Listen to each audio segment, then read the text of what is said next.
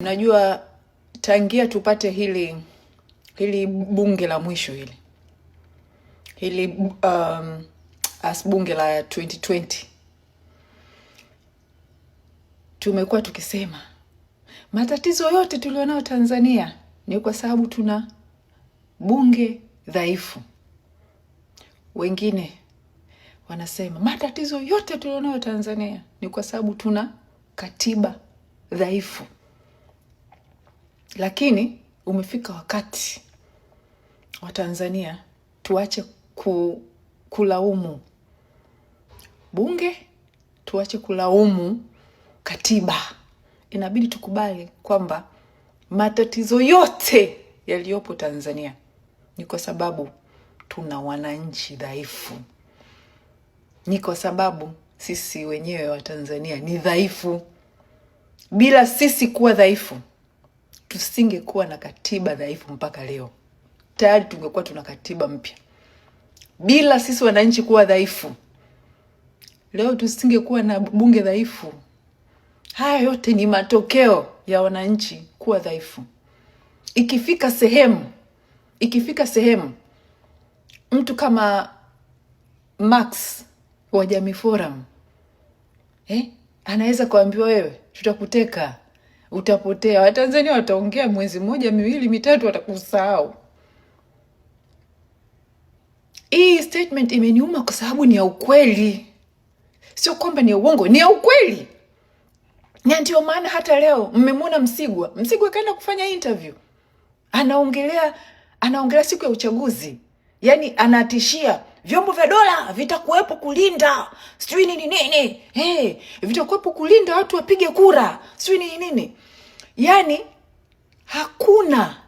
hajaongelea tele consideration ya hawa wananchi. Yaani wananchi kwa wingi huu wanaongelea kuandamana.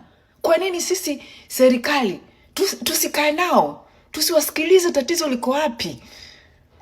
Hawajali hata kusikiliza tatizo lenu liko wapi, kwa sababu wameshawajua nyinyi ni dhaifu. Wameshawachukulieni kama watu dhaifu, kwamba tukiwatishia na magari, tukiwatishia mtakufa, mtapigwa. Hata yule aliyepigwa juzi mahakamani, it wasn't just random.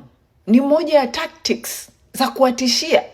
Na haya mambo ya wananchi kupigwa na askari sasa hivi yataongezeka wakati tukielekea kwenye uchaguzi, ili kuwajengea wananchi woga.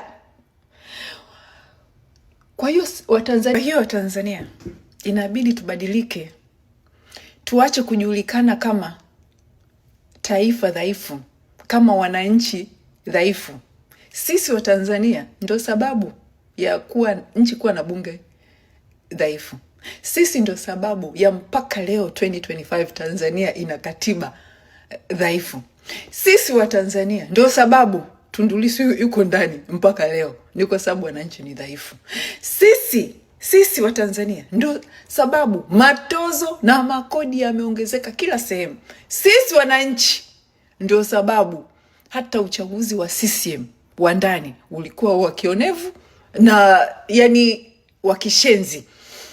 Mtu aenda kubadilisha katiba last minute. Hii yote ni udhaifu wa wananchi. Okay, sisi wananchi ndio sababu ya watu wanatekwa. Ni sisi wenyewe. Yani sisi ndio sababu ya uonevu wa polisi. Sisi wananchi ndio sababu yani tunaonewa kila kona na serikali. Sisi wananchi ndio sababu sasa hivi watoto wetu wanaondolewa shule, wanapandishwa malori ya ng'ombe kwenda kwenye makampeni kwa imani. Ni sisi wananchi wenyewe. Sisi wananchi ndio sababu hakuna maji mpaka leo Tanzania. Sisi wananchi ndio sababu hakuna ajira Tanzania. Sisi wananchi ndio sababu hakuna matibabu. Sisi wananchi ndio sababu maiti za watu zinashikiliwa. Ni sisi. Inabidi sisi tuache kuwa dhaifu. 29 inabidi tukabadilishe hii kitu. Lazima ikabadilike. Na pia inabidi